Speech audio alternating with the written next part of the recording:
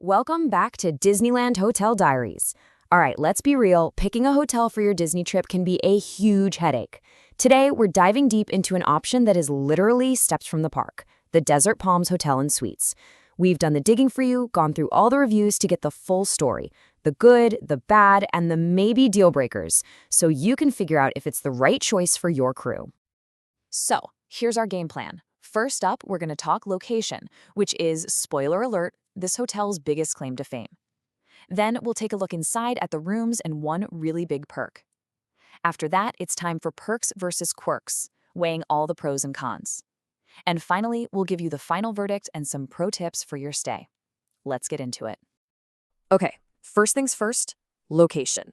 Because when you're on a Disneyland trip, a short walk can save your feet, your time, and honestly, your sanity. So let's see just how the Desert Palms stacks up.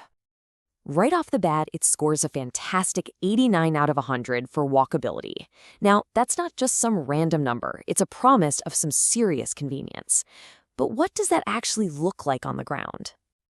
Well, that 89 score means you are just a 6-minute walk from Disney California Adventure. If you're there for a conference, the Anaheim Convention Center is literally across the street. Getting hungry? You've got Bubba Gump and the Pizza Press just a few minutes away on foot.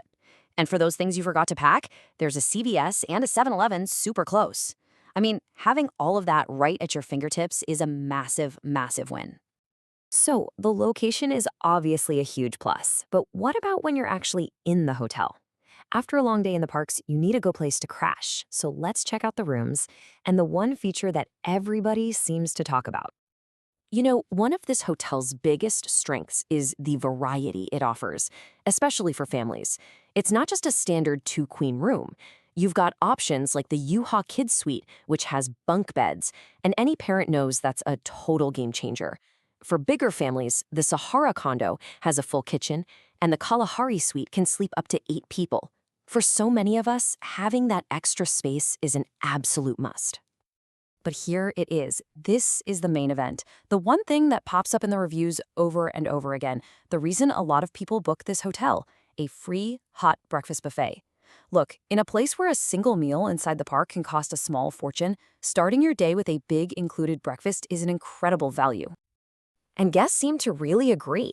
One reviewer, Paul C., just called the breakfast fabulous in variety and quality.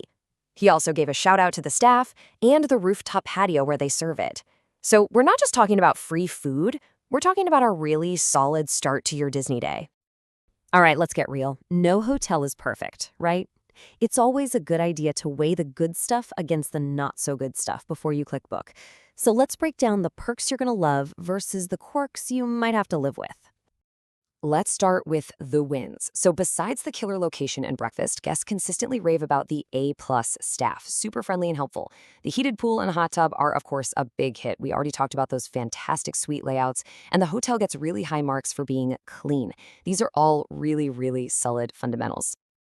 And hey, real quick, if you're finding this breakdown useful, would you mind doing us a huge favor and hitting that subscribe and like button? It honestly helps us so much and lets us keep making these hotel diaries for you. Okay, now for the stuff to watch out for.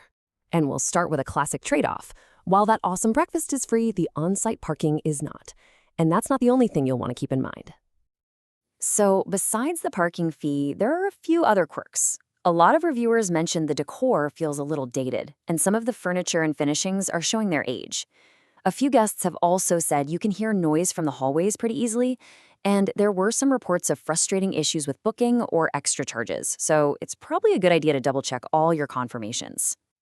But beyond those little quirks inside the hotel, some guests brought up a more serious concern just outside the front door. The walk to the park is short, we know that, but several reviews questioned how comfortable that walk actually feels, especially late at night. And this isn't just about this one hotel. It's a theme that comes up for a lot of properties right in this area. So to be completely direct and transparent about it, here's a quote from a reviewer named Carly H. She said it ruined the experience and made us feel very unsafe. Now, that is some significant feedback, and it's a critical factor to consider, especially if you're a family that's going to be walking back from the parks after dark. Okay, so let's bring this all together. We've talked about the incredible location, the awesome family rooms, that amazing free breakfast, but also some of the serious potential drawbacks. So, what's the final call? Is this hotel the right one for you? Well, here's who we think this hotel is perfect for. The Desert Palms is probably a great match if you put a super short walk to the parks at the top of your list, if you really need the space that a family suite provides, if you see that free breakfast as a major budget saver, and if you're willing to overlook some dated decor in exchange for that prime location.